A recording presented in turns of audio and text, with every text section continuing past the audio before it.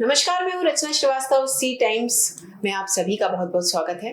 और सी टाइम्स के interview segment में आज हम आपकी मुलाकात करवाने जा रहे हैं सोशल एक्टिविस्ट प्रीति गुप्ता जी से, जो कि उड़ान वेलफेयर फाउंडेशन की राष्ट्रीय अध्यक्ष हैं। साथ ही महिला सशक्तिकरण पर 15 देशों की सहभागिता में इन्होंने भारत को रिप्रेजेंट किया था और जहां उन्हें the most inspiring women of the earth का अवार्ड मिला है। साथ ही इन्हें केंद्र सरकार की तरफ से एवं छत्तीसगढ़ के राज्यपाल की तरफ से भी इन्हें अवार्ड मिल चुका है। तो आइए बातचीत का सिलसिला शुरू करते हैं। बहुत बहुत स्वागत है आपका हमारे स्टूडियो में प्रीति जी। सबसे पहला सवाल मेरा आपसे यह है कि अपनी एजुकेशन के बारे में बताइए, कहाँ से पूरी हुई, कहाँ कैसा आपने क्या किया? एजुकेशन मेरे मायका जो कि शहडोल जिला के पास है जी, व्यवहारी, वहाँ से हुई और वहीं पे मेरी सारी शिक्षा दीक्षा हुई। AA किया है मैंने और कंप्यूटर में भी यूनिवर्सिटी टॉपर रहे। अरे वाह। लेकिन उस समय की बात अलग थी। जी जी जी। आपने समाज सेवा को ही क्यों चुना? जहाँ लोग डॉक्टर इंजीनियर बनते हैं या कई तरह के कैरियर ऑप्शन आजकल हैं हमारे सामने, तो समाज सेवा ही क्यों? सबका सपना होता है कि कुछ बने, कुछ करें। मेरा भी था कि डॉक्टर बनूंगी जी, लेकिन कुछ परिवार में माँ की तबीयत खराब हो जाने की वजह से, चूंकि हम लोग एक छोटे से जगह से हैं, तहसील है, और वहाँ से बाहर जाना, फिर बीमार माँ को छोड़ के जाना, तो बहुत सारी चीज़ें थी। तो फिर इसके बाद मैंने वहाँ पे कॉलेज में, जब मैंने AA कर लिया, इसके बाद 3 साल मैंने वहाँ पढ़ाया, लेकिन लग रहा था कि जो सुकून, जो शांति हम चाह रहे हैं वो नहीं मिल पा रही थी। तो जी, आपकी इंस्पिरेशन कौन है? किसको देख के आपको ऐसा लगा कि मुझे भी ये करना है, मुझे भी ऐसा बनना है?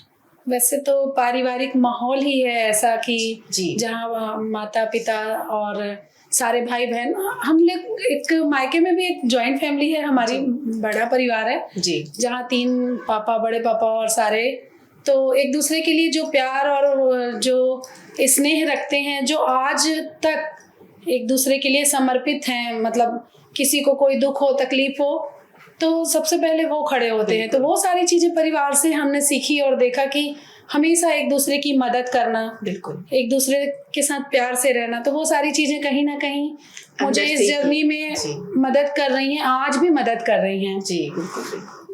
अच्छा है ना, आजकल ज्वाइंट फैमिली होती नहीं है और आपके यहाँ है, तो ये बहुत खुशकिस्मती की बात है जी। मेरा अगला सवाल आपसे ये है कि आप उड़ान वेलफेयर फाउंडेशन की राष्ट्रीय अध्यक्ष हैं, तो उसके बारे में कुछ बताइए। किस तरह काम करती है संस्था?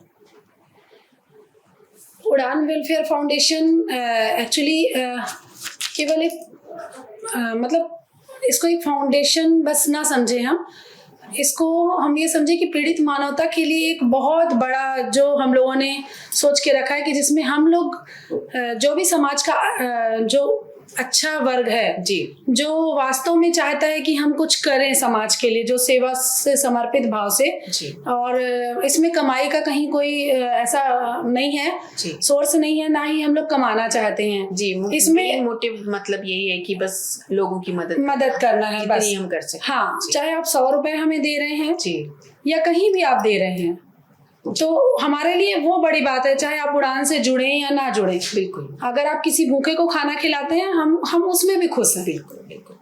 मतलब जी, अगला सवाल मेरा आपसे है आपके अवार्ड्स को लेकर कि हम, जैसा कि हम जानते हैं कि आपको लगभग 100 से ज्यादा अवार्ड्स मिल चुके हैं, तो उनके बारे में कुछ बताइए। जी, अभी आज जो भी हम काम कर रहे हैं और समाज सेवा से संबंधित, तो लोगों को दिखता है, बहुत सारे लोग बोलते हैं कि हमें समाज सेवा करते हुए किसी को दिखाना नहीं चाहिए, फोटो नहीं डालनी चाहिए। तो इसमें 2 छोटी छोटी ऐसी बातें बता रहे हैं हम आपको कि जो हमारे साथ हुई हैं।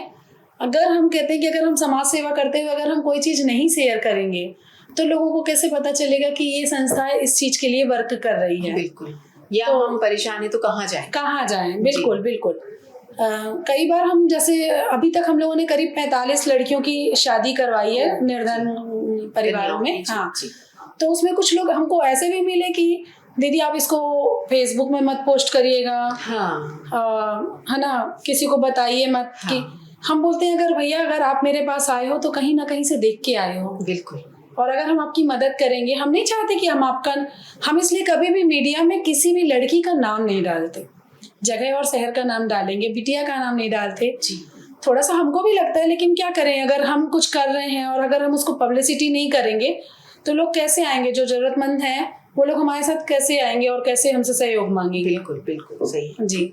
आपसे अगला सवाल मेरा ये है कि फैमिली से कितना सपोर्ट मिला आपको शादी के पहले और शादी के बाद? शादी के पहले तो मेरे बड़े भैया हैं उज्जवल, मतलब अगर मेरे दिन की शुरुआत होती है तो माता पिता से, सभी की माँ पिता से शुरुआत होती है। जी जी। मेरे माता पिता नहीं है, कल फादर्स डे था, तो मैंने अपने बड़े भाई को फादर्स डे विश किया जी। वैसे ही बड़ा भाई पिता ही होता है। हाँ जी। और जो कुछ आज हम हैं या जो कुछ भी आज हमने सीखा है वो सब उन्हीं के मार्गदर्शन में रह के, जब वो अध्यक्ष थे, नगर पालिका अध्यक्ष थे, उनके द्वारा इस प्रकार से जन सेवा की जाती थी बिना किसी को बताए जी। वो आज भी मुझे लगता है कि ऐसे लोग बहुत कम होते हैं और सबको उनके जैसा बनना चाहिए, मेरे जैसा नहीं, उनके जैसा, क्योंकि मेरी प्रेरणा वही है। बिल्कुल जी। आपसे अगला सवाल मेरा ये है कि आप सोशल एक्टिविस्ट हैं, तो क्या आगे कुछ सालों बाद या फ्यूचर में कभी पॉलिटिक्स में आने का कोई इरादा? ऐसा तो कुछ नहीं सोचा है, फिर ईश्वर जिसको जहाँ ले जाए। लेकिन एक चीज है कि बहुत सारी समाज में कुरीतियां होती हैं जिन्हें हम बदलना चाहते हैं। बहुत सारी ऐसी शासकीय, प्रशासनिक या वैसे हर सेवा में कहीं ना कहीं ऐसा लगता है कि पावर की जरूरत है। कई बार हम बहुत अच्छा करते हैं लेकिन फिर भी हमको लोग नहीं सुनना चाहते, लाचार हो जाते हैं। तो ऐसा लगता है कि पावरफुल अगर लाइफ होती हमारी, कहीं पे हमारे पास पावर होता तो कम से कम जहाँ पे गलत हो रहा है उसको हम सही कर पाते। ये इच्छा तो हमारे ख्याल से सभी में होनी चाहिए कि जहाँ गलत हो रहा है उसको हम सही, और वो आप तब तक नहीं कर पाएंगे जब तक कि आपके पास पावर ना हो। तो बस हम चाहते हैं कि कोई कुछ ऐसा होना चाहिए सभी के पास। जी। जैसा कि हम जानते हैं कि आपको केंद्र सरकार की तरफ से भी अवार्ड मिला है और छत्तीसगढ़ के राज्यपाल की तरफ से भी, तो किन क्षेत्रों में ये अवार्ड आपको मिला है?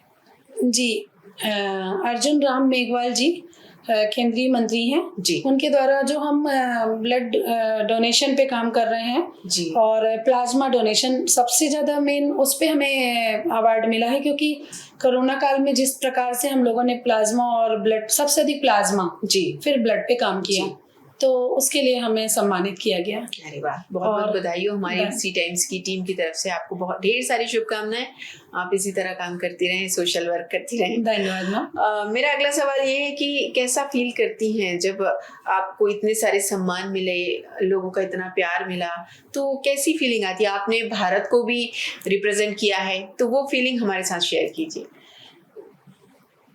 अपनों के साथ ही ये सारी फीलिंग्स बांटो तो बहुत अच्छा लगता है, खुशी दुगनी हो जाती। खुशी दुगनी, बिल्कुल बिल्कुल। और जब भारत के लिए जीत के आए थे तो अपने आप में ही बहुत अच्छा लगा, और इतने सारे लोगों की बधाइयाँ, इतना प्यार, इतना स्नेह लोगों का मिला, बहुत अच्छा लगा। सबसे ज़्यादा इतनी अच्छी जर्नी में सबसे ज़्यादा जो मिस किया अपने माँ पापा को किया कि अगर वो आज कहीं होते तो काफ़ी खुश होते वो जहाँ भी हैं, लेकिन बहुत खुश ही होंगे। जैसे कि हम जानते हैं आप काफ़ी सोशल वर्क करती हैं और काफ़ी सारे संस्थाओं से आप जुड़ी हुई हैं, काफ़ी सारे आंदोलन करती रहती हैं, तो कैसे, कितना मुश्किल होता है कि लोग हेल्प के लिए आपको कॉल करते, सबके कॉल अटेंड करना, फिर उनकी प्रॉब्लम सुनना, सॉल्यूशन देना और साथ में फैमिली को भी देखना, तो कैसे मैनेज होता है ये?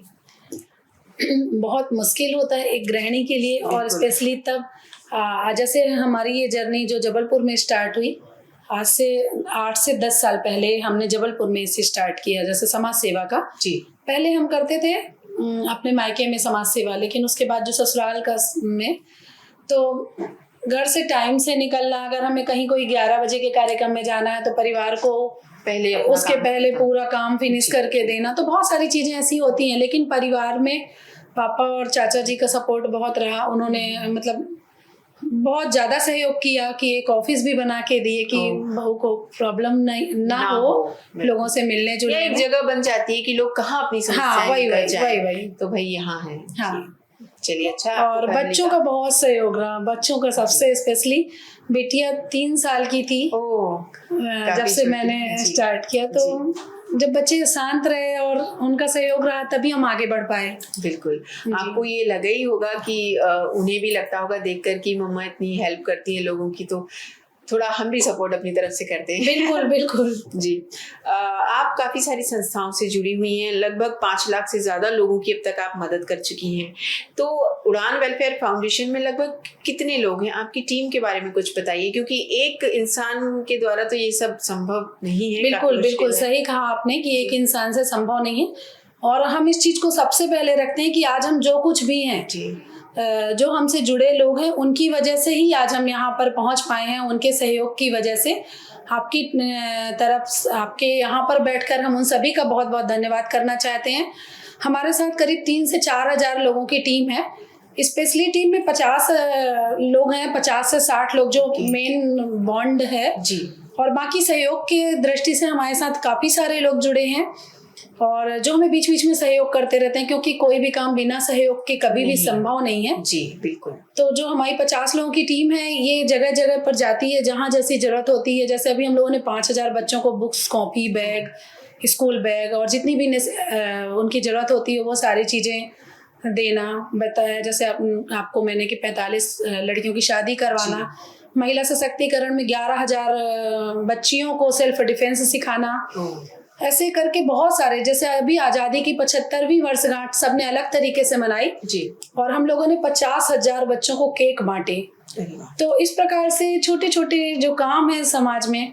अभी एक महिला जल गई थी जिसकी पूरी मदद जो है संस्था के द्वारा और संस्था के लोगों के द्वारा की गई, उससे जाकर मिले। तो हम लोग ऐसे छोटे छोटे कदम उठाते हैं जिस थोड़ी सी खुशी देने की कोशिश करते हैं। बिल्कुल, छोटे छोटे कदम उठाकर ही मंजिल तक पहुंचा जा सकता है। बिल्कुल बिल्कुल। तो प्रीति जी अपने फ्री टाइम में क्या करना पसंद करती हैं? फ्री टाइम में संगीत सुनना, ड्राइंग करना। बिटिया को ड्राइंग सिखाते भी हैं जी, और बच्चों को मोटिवेट करना, उनके साथ खेलना। जी बिल्कुल। और आखिरी में चलते चलते आप हमारे दर्शकों को क्या संदेश देना चाहेंगे? यही कि जब मानव तन मिला है तो क्यों ना हम इंसान बनने की बात करें। हम और महिलाओं से स्पेशली बोलना चाहेंगे कि बहुत संघर्ष में होती है किसी भी महिला की ज़िंदगी, है ना। बिना जाने समझे किसी पर भी कीचड़ उछालना सबसे ज़्यादा कहीं ना कहीं ये अपने बीच में ही हो रहा है और हम देखते हैं, हम जानते हैं। तो हमें उनका हमेशा सपोर्ट करना चाहिए, कभी किसी को गलत राह में मार्ग भ्रमित नहीं करना चाहिए। हमेशा उनको हम अच्छे प्रेम से बोल के, 2 शब्द बोल के हम उन्हें आगे लाएं, ऊपर उठाएं, कि जिससे कि हमारी जो महिला है समाज में वो सशक्त बन सके। हमारी जो बेटियां हैं जो भारत की, उन्हें हम अच्छी तरह से मोटिवेट करें कि वो एक अच्छी महिला और संस्कार वाली बने, अपने देश और अपने माता पिता के प्रति मान सम्मान रख सकें। और यही बात हम अपने घर के बेटों को भी समझाना चाहते हैं कि अच्छे संस्कारों में पले बढ़े। हर महिला, हर लड़की की इज्जत करें, चाहे वो अपनी माँ हो या कहीं भी किसी की भी माँ, बहन, बेटी हो। आज के परिवेश में बहुत ही गलत चलन हो गया है किसी पर भद्दी टिप्पणी करना जी। किसी भी महिला या किसी भी लड़की के लिए। बहुत छोटी छोटी उम्र में भी लड़कियों को छेड़खानी का शिकार हो जाती हैं। तो हम चाहेंगे कि जो भी हमें देख रहा है या सुन रहा है, हम अपने घर से शुरुआत करें। हम अपने बच्चों को अच्छे संस्कार दें, उन्हें संस्कारवान बनाएं, जिससे हमारा एक सभ्य समाज, एक सशक्त समाज बन सके। बिल्कुल।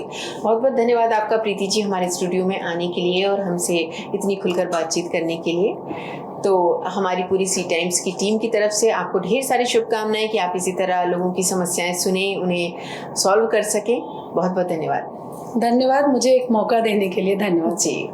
तो अभी हम बात कर रहे थे प्रीति गुप्ता जी से, जिन्होंने काफ़ी सारी बातें हमारे साथ शेयर की हैं। और मैं आप लोगों से कहना चाहूँगी कि अगर आपकी भी कोई समस्या है तो आप उनसे संपर्क कर सकते हैं। तो इसी तरह और भी नए चेहरे लेकर हम आते रहेंगे। देखते रहिए सी टाइम्स। नमस्कार।